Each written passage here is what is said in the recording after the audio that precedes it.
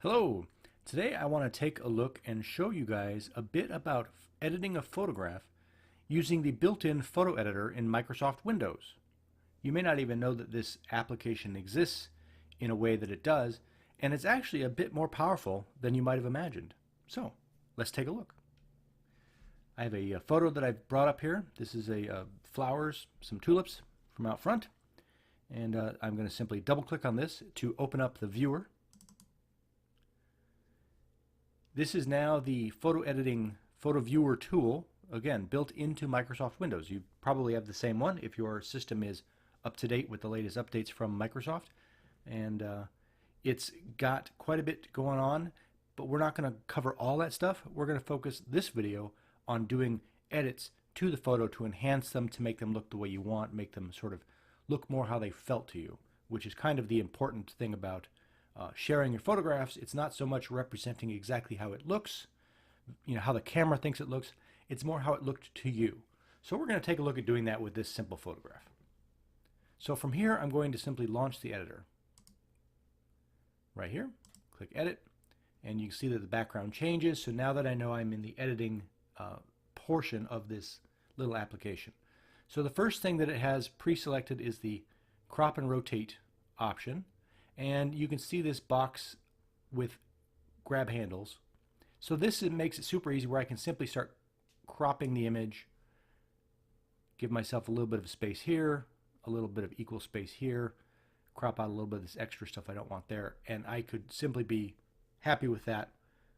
When I click off, it sort of automatically does that, but there are also some other ways to do it. So I'm going to go back to crop and rotate, and I am going to go over here to the aspect ratio. So here I have an option to pre-crop things into a manner that might be more beneficial. So if I'm going to share it on Instagram, maybe I want to do a square photo, I can automatically crop to square, and that kind of gives me an idea of how it might look if I were to just throw this up on Instagram. That's not too bad, actually. It's kind of a lot of detail. You got your couple of subjects. It looks pretty. I can reset that. I can try another option. And again, the 3x2 is like 35 millimeter. 4x3 is kind of the modern digital cameras. 16:9 is pretty common for a lot of computer monitors. Obviously, when this is a portrait mode, 16:9 doesn't make sense. But if you're trying to make a wallpaper graphic for your computer, 16:9, if your computer is 16:9 like this one is the way to go. And obviously you could crop it ahead of time so that you know exactly what you're going to be able to see as the wallpaper or your slideshow on your computer. So I am going to just do a little bit of customized cropping, only because I want to get rid of, there's a little bit of brown down here. I think that looks pretty good. Now let's take a look at how to do some adjustments here. And I will go back and I will be creating more videos to show some more advanced stuff as well. So this is a quick how to do some editing. And if you want, leave me a comment below and I can go over some other more in-depth or a more thorough editing using this tool. Now again, I'm not going to suggest that this is as good as Lightroom or Photoshop. I'm a user of Corel Aftershot when I do my landscape photography. Those are all very powerful tools with an insane learning curve and great options. You can do everything with those things. That's not what this is, but this is way better than you might think that it is if you haven't really used it much. So here in the Adjustments tab, we have an ability to just simply adjust the light. And again, they're keeping these terms pretty vague, but you can play with them to see what effect they have. Let's take a look. So here I can simply click and grab this, and I can raise this up, and it sort of makes everything brighter. I can bring it down, and you can see what it's doing there. And then if you do something and you're like trying to figure it out, you can just hit reset, and it'll put it back to 0.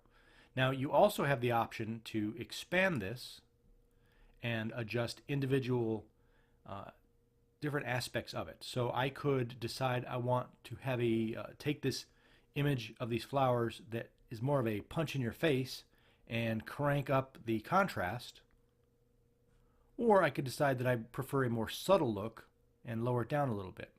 Now, as someone who does a lot of landscape photography and woodland photography, I typically reduce contrast, and then I will individually, in certain areas, up the blacks, up the shadows, to create a little bit of depth, just to kind of give the feel a little more subtle. So again, it's up to your style. Do you want this style, or do you want something a little more subtle like this? Now you can go crazy and go all the way down like this as well. And again, I could hit reset to bring this back. But if I've made adjustments on everything, resetting resets all of them. So you'll want to move stuff independently. So I'm going to start off here, and we'll just get a feel for it. So I can then play with the highlights. I can either go up, I can go down, right? You can get a feel for what you're getting there. Shadow-wise, I can make the shadows so it's like a fill light, so it's making things a bit lighter, or I can go down with the shadows here, and then I can move this up. I like that up a little bit there, and like I said, we can then play with the contrast a bit. Ooh, that's not too bad. It's pretty powerful feeling, bright, colorful. And then now we can move down to our color section, and I can either collapse this and then expand this, or I can simply, move down. Now this first section here is essentially saturation, is the easiest way to think of it. And click, and you can drag this up, and again, it gets more like a punch in the face. Right? You see these kind of stuff shared all the time. People like to crank their saturation up. Or you can move it down and go into the negative a little bit, again, if you want a more of a subtle feel. See how it's a little bit softer? Completely up to you. I'm going to move this up a little bit just for the sake of this video, because it'll show up nicely. Now you can expand this, and there are a couple of options here. These tend to be slightly more advanced options for folks. Mostly the warmth more than the tint, but the idea of warmth would be if you took a picture and your camera made everything look a little blue, you could use this warmth to bring a little bit more of those yellows back into the image. See, it looks a little bit more like there's some sunlight on there. See how these pinks, it's almost like the sun is shining. So you can give it like more of a bit of a sunsetty kind of, like it's the light's coming in and stuff. Typically, I personally don't mess with warmth unless, again, my camera has sort of rendered it incorrectly. Because the other option is to go to what they call the cooler side. And now you can see it's got a little more blue. See how this color here? Watch how this changes as I move this. So I'm going to grab the warmth. So again, watch over here. See how it becomes yellow? Here and here. And then I'll go back and it becomes blue. So that's what warmth is doing. It's there again, from a photographic viewpoint, there's a technical thing that's going on, and you'll hear a term called white balance, and it has to do with again, the kind of light that's being used and what you're trying to render. So if you take pictures of snow, it's not uncommon for it to come out, looking a little blue. Maybe you're taking a picture near sunset or just after sunset, and the colors are a little off. Again, not to your eyes, but the camera might pick it up. You can use this warmth adjustment to either correct it if you want it to look more exactly like you want it to look, or again, you can enhance it too. So in this case, we're going to go with this look, and we can punch it up that way, right? So I'm going to, that's an option. So I'm going to leave this here at close to 0. This is the thing I don't like. It's like, for me, with my mouse, there we go. So that looks nice enough.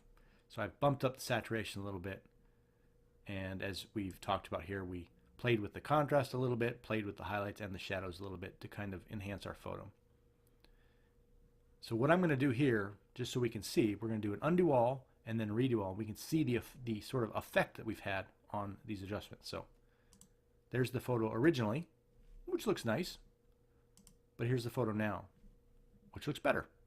So you've been watching this video for just a few minutes, and you can see the difference you can make with a photograph. Now, obviously, this is taking way longer than if I had just done it and moved on. I could whip through 5 or 6 photos or 10 photos pretty quickly by just coming in here, make some adjustments, and then hit save. You can, here and save it, or you can make a copy and, share it to friends, family, text it to your spouse, your kids, whatever. I do this with my wife all the time. I'll take pictures of her dog and make adjustments to help with shadows and different things, and then send it to her, and while she's at work, she loves getting pictures of her dog. So the other thing I'm going to cover here real quick is this clarity slider, which it's real easy to get into the mode of, ooh, that's going to make it sharper. I better just crank that up because isn't that better? So let's, I'm going to, using my mouse here, I'm going to zoom in a little bit. So zoomed this far in, you're actually seeing the image start to kind of come apart, but that's just because I'm sort of cropping in really far.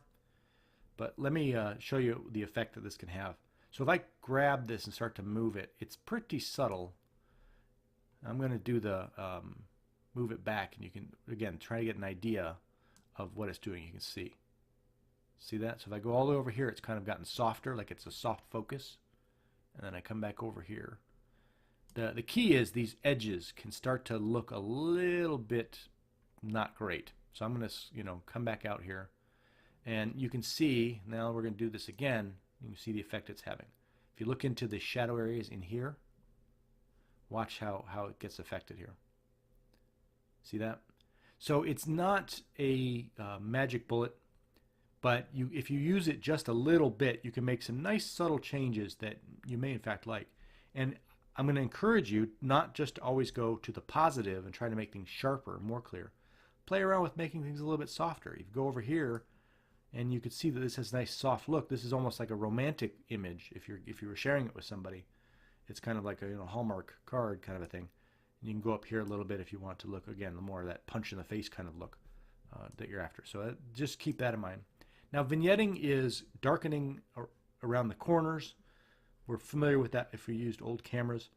And it's a really nice effect because what it does is it slowly, it fades through in a graduated way from the darkest part in the corner back to the image itself as a way to focus the attention on the subject.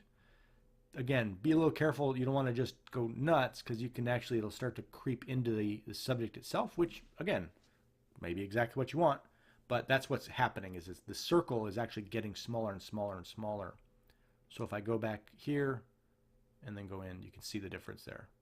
So it can give a neat effect.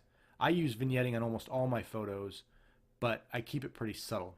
Now, if you go to the negative, you'll notice the difference is that it makes it lighter. So again, if you're looking for that more romantic feel, a little light vignetting and some softness can give you this kind of a look, as opposed to going the opposite direction, which is more of a standard look, if that makes sense. So that is a quick overview of taking a photo, making some nice quick adjustments to enhance it quite a bit. Now again, I encourage you to, once you've made adjustments down in this area, go back and decide, you know what, I want this a little bit lighter, or maybe I want to actually bump my exposure, right? Maybe I want to change my contrast. Keep moving it around until it's just right. The trick is, my encouragement is not to go bonkers.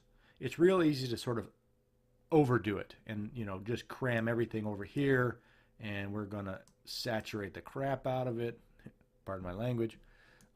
Maybe we'll do this, and we can now suddenly you've got this super bold wow kind of but this is crap, right? This is no good at all.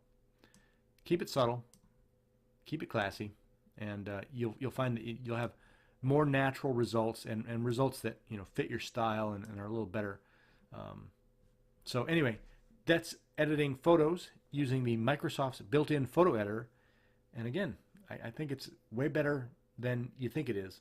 I use this on a regular basis as opposed to firing up my high-end graphic software because it's just easy to do some quick adjustments and get some decent results. Put them on social media, share them with your friends, family, whatever, or send them off to Walgreens and get them printed. Thanks for watching. Please comment, like, share if you found this useful. And again, if you've got other things you want to learn, please leave it in the comments below. I'm just kind of going through lots of different things, sharing them out there to get a feel for what people are after. We will talk to you next time.